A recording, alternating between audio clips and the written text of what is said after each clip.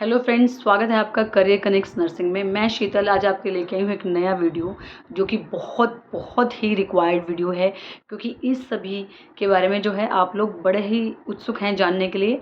जैसा कि मैं कमेंट सेक्शन में पढ़ रही हूँ, आप लोगों के बहुत सारे कमेंट्स आ रहे हैं ये जानने के लिए कि DSSB का कंप्लीट सिलेक्शन प्रोसेस क्या रहने वाला है फॉर वेरियस एग्ज़ाम्स।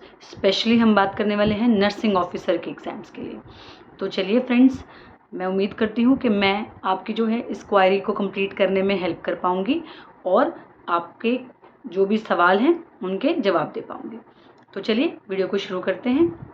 तो सबसे पहले हम देख लेते हैं कि एक रिव्यू कर लेते हैं प्रोसेस शुरू कैसे होता है। सबसे पहले जो है फॉर्म फिलिंग होती है। आप सभी जानते हैं एक पर्टिकुलर एडवर्टाइजमेंट आती है, उसके बाद एक डेट्स आती हैं और आप फॉर्म फिल करते हैं। फॉर्म फिल करने के बाद में पर्टिकुलर आपके एडमिट कार्ड्स आते हैं, एग्ज़ाम की डेट्स आती हैं और एग्ज़ामिनेशन होता है वेरियस शिफ्ट्स में, वेरियस डेज वगैरह में। तो उसके बाद क्या होता है, एग्ज़ामिनेशन के बाद में आंसर कीज़ आती हैं जो कि 10-15 दिन के बाद आती हैं, बट वो ज़्यादातर फाइनल नहीं होती हैं। कुछ लोग उस पे क्या है क्लेम भी करते हैं। तो उसके बाद क्लेमिंग के बाद में जैसे भी फाइनल आंसर की जो है वो रिलीज़ की जाती है। उसके बाद में शॉर्ट लिस्ट दी जाती है, शॉर्ट लिस्ट किया जाता है कैंडिडेट्स को, जो लगभग 2 से या 3 गुना होते हैं। कभी वो 3 गुना होते हैं, कभी वो 2 गुना होते हैं। तो लगभग जो 24/2 पोस्ट कोड है आपकी, उसमें लगभग 2 गुने कैंडिडेट्स को क्वालिफाई किया गया है और जो है जिनको हम डबल कैंडिडेट्स भी कह सकते हैं। तो यहाँ तक मैं जानती हूँ कि सभी को प्रोसेस पता है, मैंने आपको बस रिवाइव करवाया है।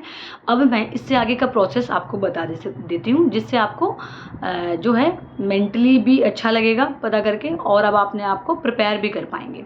तो देखिए, अब जब आप ई डोजियर्स की स्टेट पे हैं, यानी कि शॉर्ट लिस्ट हो चुके हैं और अब आप क्या है ई डोजियर फिल कर रहे होंगे।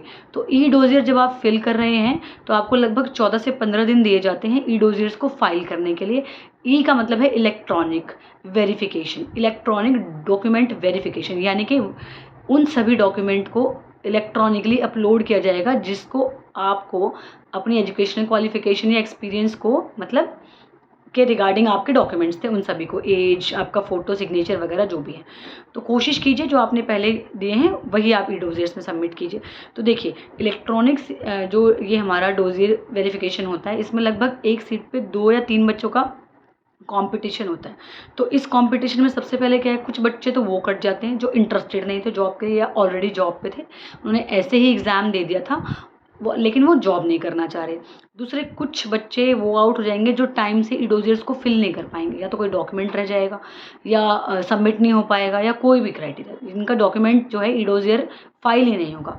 और कुछ ऐसे होंगे जिनके पास डॉक्यूमेंट्स ही नहीं हैं, यानी कि किसी न किसी डॉक्यूमेंट की फुलनेस नहीं है, जिसकी वजह से ई डोजियर्स कंप्लीट उनके सबमिट नहीं हो पाएंगे। और एडिशनली जो है लगभग बहुत सारे बच्चे वो होते हैं जिनमें जो आउट हो जाते हैं सीट के कंपटीशन से, जिनका ओबीसी होता है। तो देखिए फ्रेंड, DSSB जो ओबीसी लेता है या मानता है, वो सिर्फ मानता है दिल्ली ओबीसी, या फिर सेंट्रल का जो है उनका जो सेंट्रली आते हैं। अगर जैसे जाट्स हैं या कुछ हैं वो दिल्ली ओबीसी में आते हैं। तो लगभग जो आउटसाइड दिल्ली वाले ओबीसी सीट्स को अप्लाई करते हैं उनको बाद में जनरल में डाल के कम्पीट कराया जाता है। अगर वो जनरल के मार्क्स के अकॉर्डिंगली कम्पीट कर पाते हैं तो उनको जनरल की तरह डॉक्यूमेंट वेरिफिकेशन के लिए बुला लिया जाता है। अगर नहीं कम्पीट किया जाता है तो उनको लिस्ट से आउट कर दिया जाता है। तो ऐसे छटनी हो जाती है, ठीक है, बहुत सारे बच्चों की। तो करते करते लगभग 1.2 के आसपास बच्चे बच जाते हैं। तो अब देखिए, अब क्या आएगा, फाइनल मेरिट लिस्ट आएगी जो लगभग ई डोजियर के फाइल करने के 1 से 2 महीने के अंदर अंदर आ जाती है। तो जब फाइनल मेरिट लिस्ट आ जाती है तो वो जब मेन लिस्ट आई होती है उससे लगभग कुछ परसेंट मार्क्स बढ़कर आती है, 40, 50, 60%। तो एग्जाम्पल के तौर पे अब की बार जो हमारी जनरल की है वो 109 पे है। तो इसके अकॉर्डिंगली अगर 6 to 7 मार्क्स भी हम इंक्रीज़ करें तो लगभग 116 से 117 पे अगर ये लिस्ट जाती है तो अकॉर्डिंगली उससे अबव वालों को ही वेरिफिकेशन के लिए बुलाया जाएगा। अब जो है आपका फिजिकल वेरिफिकेशन होगा। अब फिजिकल वेरिफिकेशन क्या है, physical verification of your documents, the documents which you are uploaded on your e dossiers. जो भी डॉक्यूमेंट्स आपने ई डोजियर्स के टाइम पे सबमिट किए हैं उन सभी डॉक्यूमेंट्स का फिजिकल वेरिफिकेशन होगा कि वो डॉक्यूमेंट्स आपके पास हैं या नहीं। ठीक है फ्रेंड्स, इन जब भी डॉक्यूमेंट्स को आप इसलिए पहले से अगर आपने कुछ अपलोड कर दिया और प्रिपेयर नहीं है तो प्लीज़ फिजिकल वेरिफिकेशन से पहले प्रिपेयर करके रखिए। ठीक है, क्योंकि बहुत सारे तो नहीं कह सकती, लेकिन लगभग 0.2% जो स्टूडेंट्स हैं वो यहाँ से कैंडिडेचर कैंसिल कर पाते हैं अपना, ठीक है, क्योंकि उनके पास डॉक्यूमेंट्स ही नहीं हो सकते। लेकिन फिर भी बहुत लेस चांसेस है कि यहाँ पे आप जो है आउट हों। आपको DSSB कई बार क्या करता है, टाइम देता है, टाइम ड्यूरेशन देता है कि जाइए आप इतने ड्यूरेशन में ये वाला डॉक्यूमेंट रेडी करा के लाइए, ठीक है। देन जब आप इस फेज़ को भी क्लियर कर लेते हैं, देन आपका मेडिकल होता है। येस, मेडिकल जो आपकी चेकिंग होती है। तो एज सच जो है नर्सिंग ऑफिसर के लिए बहुत सीरियस वाला कुछ ऐसा DSSB मेडिकल चेकअप नहीं करती है।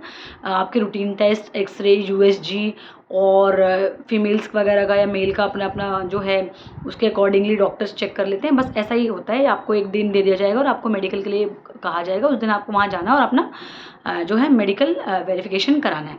देन जब मेडिकल वेरिफिकेशन आप कंप्लीट कर लेंगे, उसके बाद आपको अपॉइंटमेंट लेटर मिलेगा। लेकिन हाँ, इस पॉइंट पे आपको एक और बात याद रखनी है कि अपॉइंटमेंट लेटर के साथ साथ आपको जॉइनिंग कंफर्मेशन तभी मानी जाएगी जब आपका पुलिस वेरिफिकेशन हो जाएगा। तो पुलिस वेरिफिकेशन आपको जो है लगभग 6 महीने मिलते हैं इसके लिए। इसके बीच में आपको कंप्लीट करा के अपने रिस्पेक्टिव जो आपको हॉस्पिटल मिलेगा या आपको जो भी यूनिट मिलेगी उसमें जाके सबमिट कराना होता है, तभी आपकी अपॉइंटमेंट या जॉइनिंग कंप्लीट मानी जाएगी। तो ठीक है फ्रेंड्स, तो इसमें के लिए आपको क्या करना है, एक तो अपने डॉक्यूमेंट्स रेडी करके रखने हैं फर्दर प्रोसेस के लिए।